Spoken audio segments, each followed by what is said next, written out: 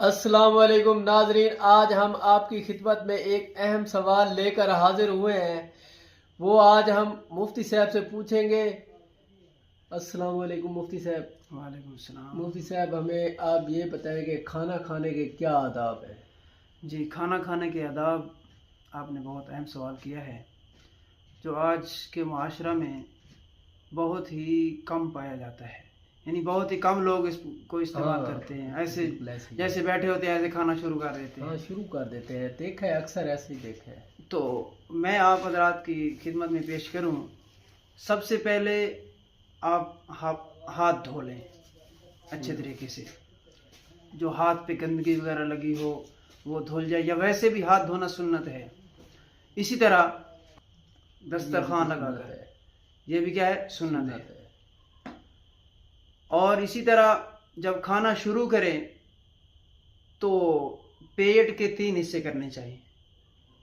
एक हिस्सा खाने के लिए, एक हिस्सा पीने के लिए और एक हिस्सा खाली छोड़ दें। इसमें भी बड़ी हिकमतें हैं। कभी आप मुझे टाइम देना, फिर मैं आपको बताऊंगा।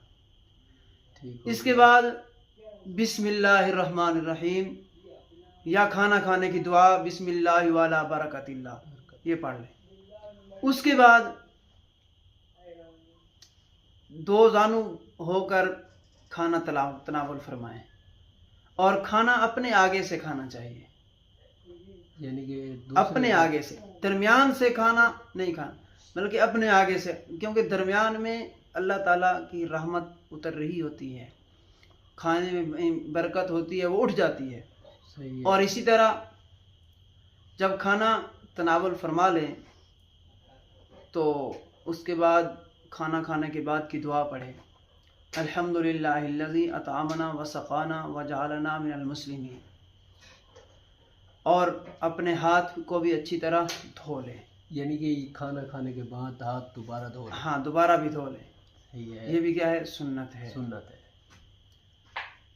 वैसे मुफ्ती साहब देखा जाए तो ऐसा मुआशरे में मैंने बहुत कम लोगों में देखा है। देखें, अगर आप सुन्नत तरीके के मुताबिक खाना खाएंगे, आपका एक माहौल बन जाएगा। आपके बच्चे भी आपको देखकर उसी तरह खाना खाएंगे। बिल्कुल। जब आपके बच्चे भी आपको देखकर उसी तरह खाना खाएंगे तो फिर उनके अंदर भी एक माहौल सा बन जाएगा, और सुन्नत के मुताबिक खाना खाएंगे। जब सुन्नत के मुताबिक खाना खाएंगे तो खाना खाना भी हमारा इबादत बन जाएगा। इबादत बन जाएगा, क्योंकि हमारे खाने में भी बरकत, हमारे रिस्क में भी बरकत, इबादत मिल गई, पेट अपना भर रहे हैं।